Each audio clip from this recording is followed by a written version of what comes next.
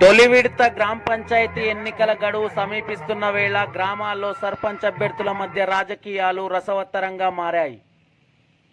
ఫరూక్ నగర్ మండలంలోని భీమారం గ్రామ పంచాయతీని జనరల్ మహిళా స్థానానికి కేటాయించడంతో అధికార కాంగ్రెస్ ప్రతిపక్ష బీఆర్ఎస్ పార్టీ అభ్యర్థుల మధ్య పోరు తారాస్థాయికి చేరుకుంది. ఇదే క్రమంలో సోమవారం భీమారం గ్రామ పంచాయతీ పరిధిలోని ముల్లోనిగడ్డ తాండాలో అధికార కాంగ్రెస్ ప్రతిపక్ష బీఆర్ఎస్ పార్టీలు బలపరిచిన సర్పంచ్ అభ్యర్థులు ప్రచారాన్ని నిర్వహించారు. ఓటమి భయం వెంటాడిన అధికార కాంగ్రెస్ పార్టీ అభ్యర్థి తమ అధికార దర్పాన్ని ప్రదర్శించి డీజే సౌండ్ తో ప్రతిపక్ష బీఆర్ఎస్ పార్టీ అభ్యర్థి నిర్వహిస్తున్న ప్రచార శిబిరాన్ని డిస్టర్బ్ చేయాలని చేసిన ప్రయత్నాలతో అక్కడున్న ఓటర్లు కార్యకర్తల ఆగ్రహానికి కారకుడైనట్లు బీఆర్ఎస్ నాయకుడు వీరేశం పేర్కొన్నారు. అనంతరం రెండు శిబిరాల్లో ఎలాంటి ఇబ్బందులు తలెత్తకుండా శాంతియుత ధోరణిలో సంయమనం పాటించి 11వ తేదీన జరగబోయే ఎన్నికల్లో ఉంగరం గుర్తుకు ఓటు వేసి ఎల్కుర్తి గీతా వీరేశంను భారీ మెజార్టీతో గెలిపించి దిమ్మ తిరిగే సమాధానం ఇవ్వాలని అక్కడున్న వారికి పిలుపునిచ్చారు.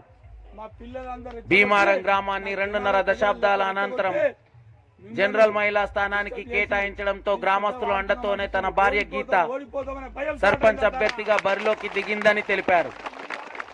2 పర్యాయాలు గ్రామానికి డిప్యూటీ సర్పంచ్ గా సేవలందించిన తాను పెండింగ్ పనులను పూర్తి చేసేందుకు క్రియాశీలకంగా ప్రత్యక్ష రాజకీయాల్లో ప్రజలకు సేవ చేసుకోవాల్సిన భాగ్యాన్ని ప్రసాదిస్తూ విజయంతో ఆశీర్వదించాలని కోరుకున్నారు.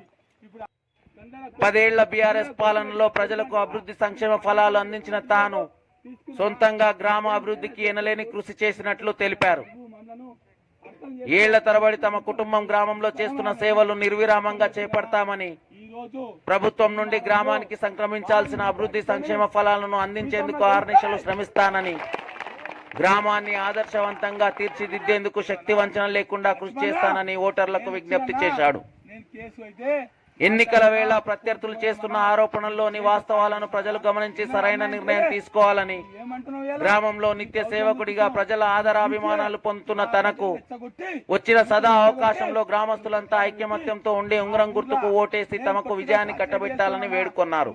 అనంతరం కాంగ్రెస్ పార్టీ బలపరిచిన అభ్యర్థి పూజారి మాధవి భర్త లక్ష్మయ్య మాట్లాడుతూ, గతంలో తాను కాంగ్రెస్ పార్టీ సర్పంచ్ గా కొనసాగినప్పుడు చేసిన అభివృద్ధి గ్రామంలో కళ్ల ముందు సాక్షాత్కరిస్తుందని, గడిచిన 10 ఏళ్ల బీఆర్ఎస్ పాలనలో అభివృద్ధి కుంటుపడిందని తెలిపారు.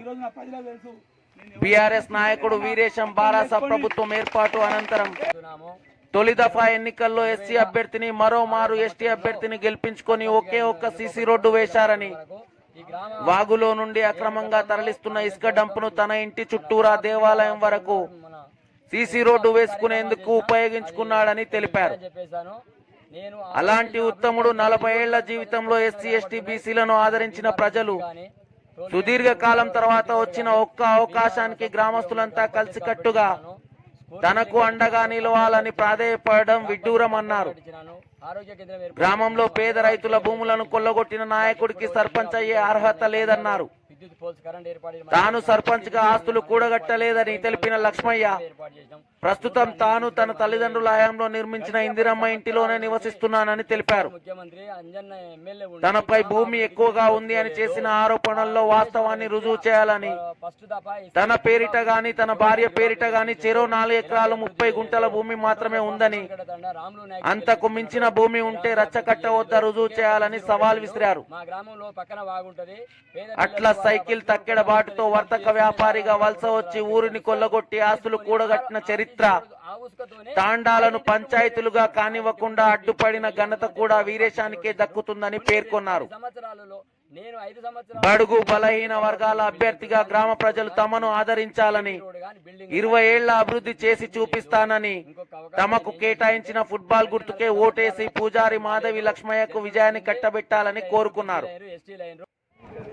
చూడాలి మరి భీమారం గ్రామంలో అధికార ప్రతిపక్ష పార్టీ అభ్యర్థుల మధ్య జరుగుతున్న హోరాహోరీ పోరులో భీమారం బాద్షాగా ప్రజలు ఎవరిని నిర్ణయిస్తూ ఎవరిని ఆశీర్వదించి పట్టం కడతారో. Wait and watch. చూస్తూనే ఉండండి సీమై టీవీ.